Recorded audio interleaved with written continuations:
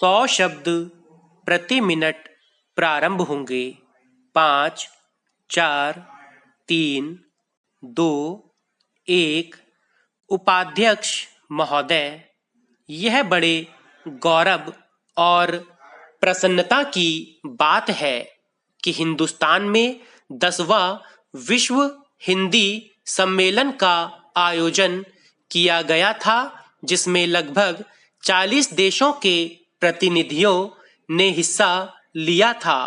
मैं इस संबंध में कहना चाहता हूं कि इन प्रतिनिधियों में से कई प्रतिनिधि तो उन देशों से इतर के थे जहां पर हिंदी बोली और समझी जाती है। 10वें विश्व हिंदी सम्मेलन में वेनिस विश्वविद्यालय इटली की प्रोफेसर ने कहा कि भारत में उनकी शुरू से ही रुचि रही थी और इसलिए हिंदी सीखी थी। हिंदी एक वैश्विक पहुंच रखती है।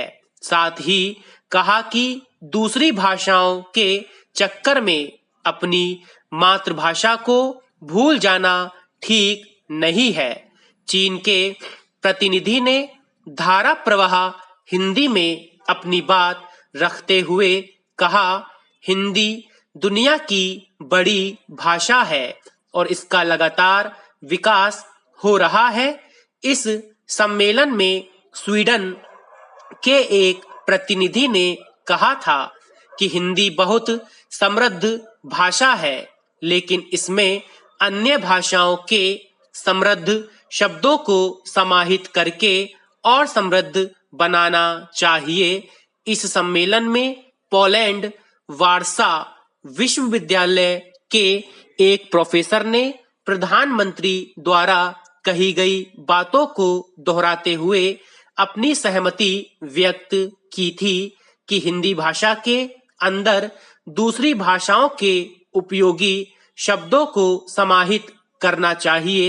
एक प्रतिनिधि ने कहा कि मैं महात्मा गांधी के विचारों से प्रेरित होती रही हूं, इसलिए उनको जानने के लिए उन्होंने हिंदी सीखी।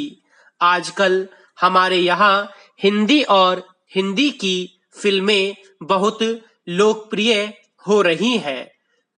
विश्व हिंदी सम्मेलन में विदेश नीति विषय पर एक समानांतर सत्र का आयोजन किया गया था, जिसमें विशेषज्ञों द्वारा जोर देते हुए कहा कि विदेश नीति में इसका अधिक से अधिक प्रयोग किया जाना चाहिए।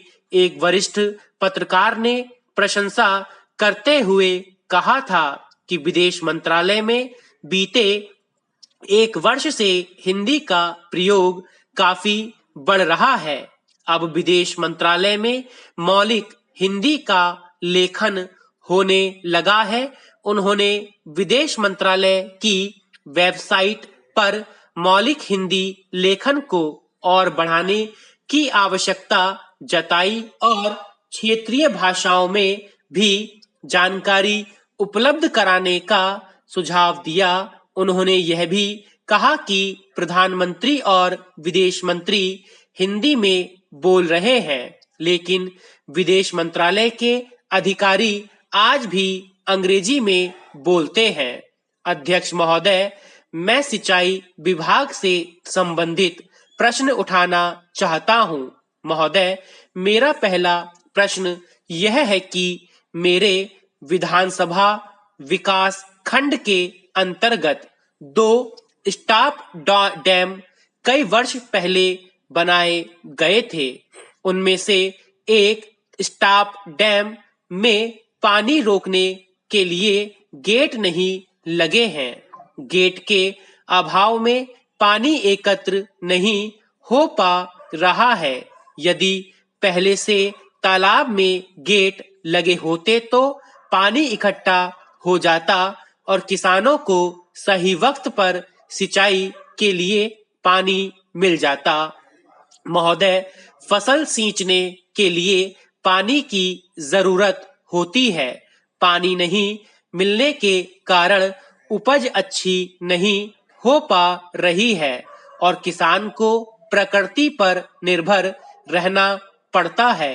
अतः मेरा अनुरोध है कि स्टॉप डैम बनाते समय ही गेट लगा दिए जाएं तो किसानों को इस समस्या से निजात मिल जाती और किसानों को इस समस्या का सामना नहीं करना पड़ेगा। स्टॉप डैम में गेट लगने से शासन का जो मूल उद्देश्य है उसका पूरा पूरा लाभ किसानों को मिल सकेगा। उद्देश्य की भावना के अनुसार काम न होने से किसानों को लाभ नहीं मिल रहा है। मेरे यहाँ एक और बड़ा तालाब है जो काफी बन चुका है। साल भर से निर्माण कार्य बंद पड़ा हुआ है। जो 80% कार्य साल भर पहले हो चुका था वह बेकार हो रहा है। किसानों ने अपने मुखिया को बताया था और सरपंच के माध्यम से इस बात की शिकायत प्राप्त हुई है कि वन विभाग की अनुमति नहीं मिलने के कारण एक तरफ की दीवार नहीं बन पा रही है। इस दीवार के कारण जनता को इसका लाभ नहीं मिल पा रहा है तथा इससे होने वाली सिंचाई भी प्रभावित हो रही है। पूर्व में लगाई गई लगभग 20 लाख रुपए की राशि भी बेकार हो रही है। मैं उम्मीद करता हूं कि सभी समस्याओं का निराकरण शीघ्र हो जाएगा। उपाध्यक्ष महोदय, अब मैं आपसे अगला प्रश्न करूंगा कि मेरे जिले के रेत खदानों की किस्त कतिपय लोगों की मेहरबानी और मिलीभगत से जमा नहीं की गई है।